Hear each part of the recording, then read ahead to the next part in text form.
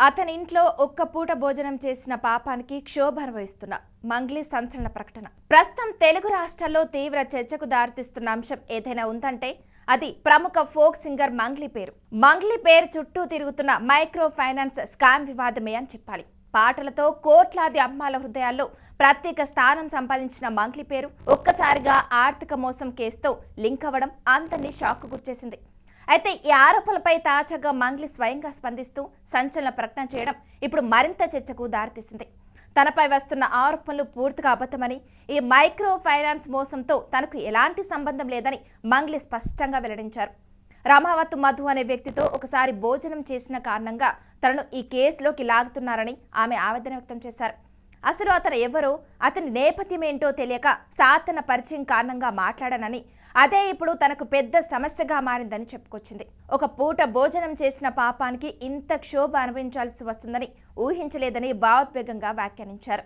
మంగ్లీ ప్రకటనలో ముఖ్యంగా ఒక విషయం స్పష్టంగా కనిపించింది.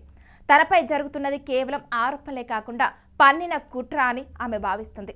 కొందరు కావాలనే ప్రజలను తప్పుదారి పట్టిస్తూ తన పేరును ఉపయోగించి సంచలనం క్రియేట్ చేస్తున్నారని ఆమె ఆరోపించారు.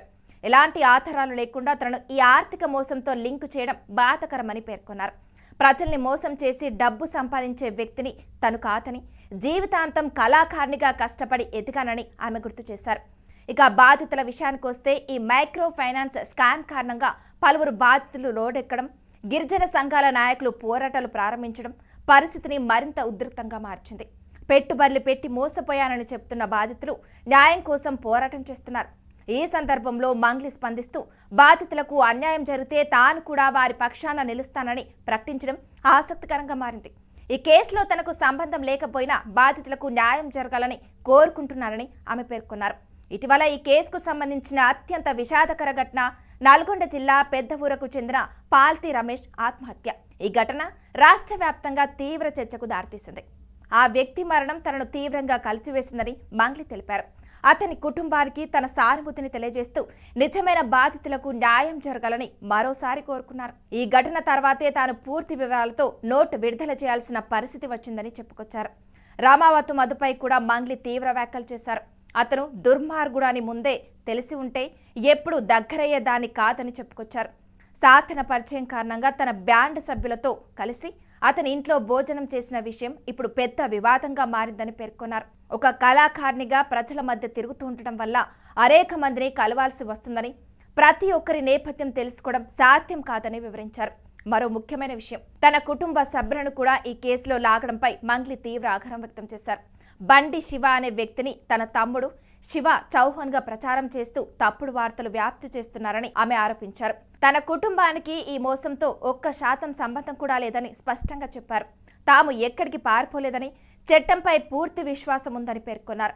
ఇదే సమయంలో మంగ్లీ సోదరుడు శివ చౌహాన్ కూడా స్పందించారు. తమ కుటుంబంపై చేస్తున్న ఆరోపణలు పూర్తిగా నిరాధారమని, కుట్రపూరితంగా తమ పేరును లాగుతున్నారని తెలిపారు. అడ్వకేట్ సుబ్బారావు చేసిన ఆరోపణలకు ఎలాంటి ఆధారాలు లేవని ఆయన అన్నారు. ఈ కేసులో నిజాలు పోలీసుల విచారణలో బయటపడతాయని, తమపై తప్పుడు ఆరోపణలు చేసిన వారిపై చట్టపరమైన చర్యలు తీసుకుంటామని హెచ్చరించారు. ప్రస్తుతం సోషల్ మీడియాలో మాత్రం 2 వర్గాల చర్చ కొనసాగుతుంది. కొందరు మంగ్లీని నమ్ముతూ ఆమెపై జరుగుతున్నది దుష్ప్రచారం అని చెప్తుంటే, మరికొందరు పూర్తి స్థాయి విచారణ జరగాలని డిమాండ్ చేస్తున్నారు. సెలబ్రిటీల పేర్లు ఇలాంటి కేసులో వినిపించగానే ప్రజల్లో ఆసక్తి పెరగడం సహజమే. కానీ నిజాలు బయటకు రావాలంటే అధికారిక దర్యాప్తు పూర్తవ్వాల్సిందే. ఇక మంగ్లీ కెరీర్ గురించి మాట్లాడుకుంటే, గ్రామీణ జానపద పాటలతో ప్రారంభమైన ఆమె ప్రయాణం సినిమాల వరకు చేరింది.